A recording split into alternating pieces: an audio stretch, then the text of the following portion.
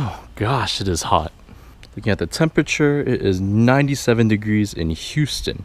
At least it's not like up in Dallas where it's 107 and then it's in the consistent hundreds for the rest of the week. But anyways, what did I miss? Brian here, and today is more of an update video on my truck. As always, I haven't made a video on my truck in a while. I have made some changes to it, but they're not really major. They're very, very small and minor. But I never made a video on it because they're that small. I figured if I did like one small little thing to it that's different, it would be a waste of a video. But since I did more than one small thing to it, I figured why not put it all together and make it into one video. So without further ado, let's get to it.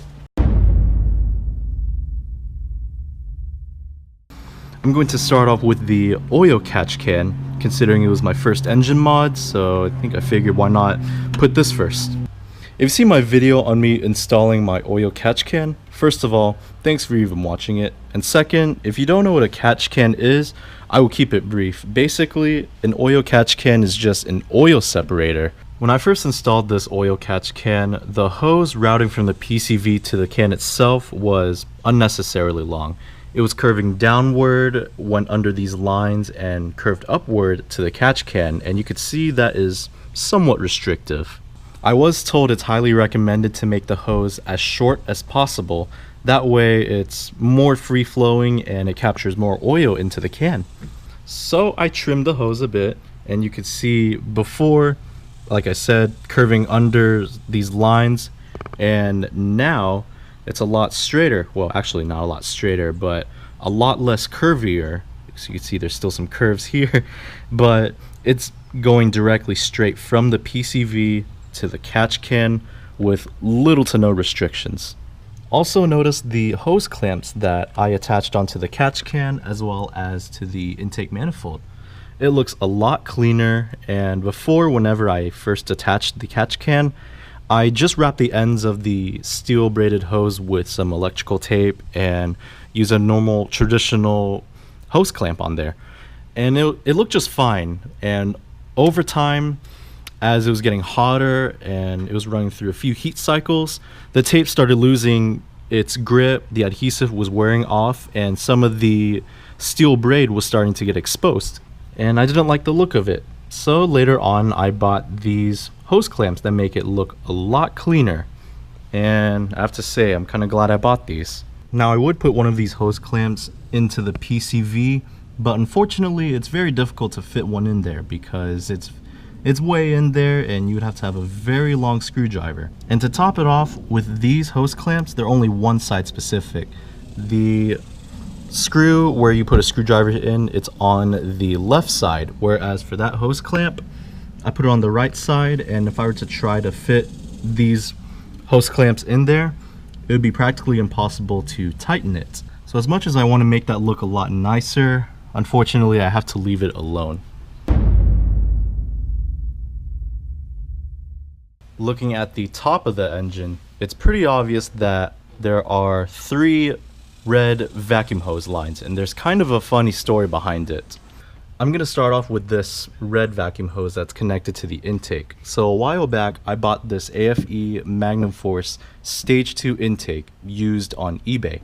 I emphasized on used because from the factory, from the AFE factory, it came with a black vacuum hose and it was worn out because, like I said, I bought it used.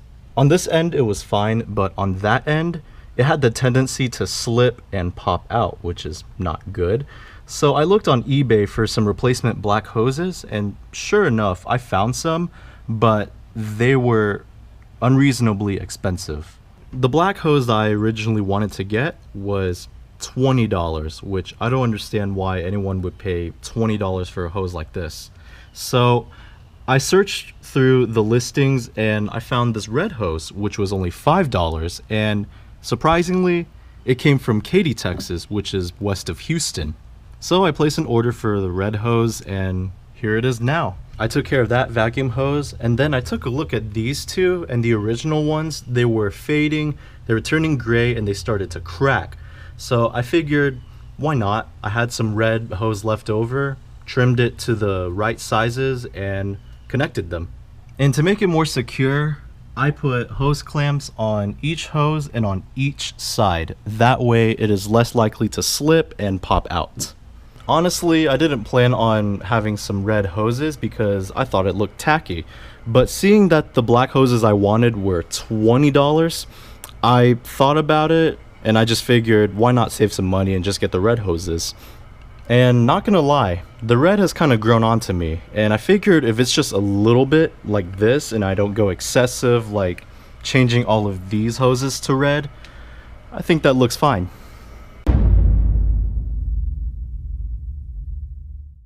Moving on to the intake, there's actually one hose I replaced and one thing that I got for the intake box. Back then, AFE sold these intakes for the 4Runner, FJ Cruiser, and the Tacoma. And that's for the 4-liter V6s. They made them for the V8 4Runners, but anyways, at the bottom of the intake box, it came with a rubber plug. And how did I know that? Well, I looked on YouTube and there's an installation video by 4Wheel Online. It had a red rubber plug at the bottom. Later on, AFE sold them without the rubber plug, which I don't understand why. It would be very useful to have. So when I opened the box on mine and I noticed mine didn't have a rubber plug, I got in contact with AFE Power themselves. I talked to them about it and they checked it, looked it up, and they said, turns out mine did not come with it, and they sent me one for free. This is the rubber plug, except mine is black and not red, but you know what? As long as it covers up this hole down here, I'm happy. It just slips on there with no problem. And I'm sure you're wondering, what is this rubber plug for? Well, if I'm driving through the rain or through a flood, this rubber plug is going to prevent any water from entering into the intake box. Now that we got this out of the way, let's go on to this hose right here. Now this hose is the breather hose, and I replaced it with the hose that came with my oil catch can. This hose has been sitting around for a while up until now because the diameter is very wide for the PCV valve. If I were to try to connect it to there, it won't exactly fit right. Like with any other hose, this one would actually slip out and possibly hang around, and I would get all of that oil, fuel, air mist just piling up in that corner. So I trimmed this hose. I made it the right length to route from the breather valve to the intake. And the reason why I changed it, because the original breather hose that came from the factory, it was kind of restrictive. With this one, it's less restrictive. You could see that it's curving directly from the breather to the intake, while as for the OEM one, it would stick out, make a sharp 90-degree angle, and then curve to the intake. Now that we're done with the stuff that I've done to the engine, let's move on to the last thing that's outside of the engine, and that is parking lights. Before, I had LED bulbs sitting in here. They're like 164 LEDs, and I've noticed that inside here, the little bulbs on the circuit boards, they started blinking and twitching, and it started bothering me so much that I started twitching myself seeing it. So I switched it with other different LED bulbs, and it seemed to solve the problem for a short amount of time. And with those LEDs I replaced, they started doing the same thing. It was happening to this side too, and I realized that it's an unbalanced power load. So to even it out a bit, I put back the OEM parking lights back in there, and it seemed to work just fine. The OEM ones, they're not flinching as much, but that's because they're incandescent bulbs, not LEDs. And it looks nicer with the orange than with the white. So that is it for today. Not much of anything. Like I said, it's just an update video. If you're subscribed, thanks. If you're not, thanks for taking the time to watch this video. Take care, everybody. I will catch you on the flip side.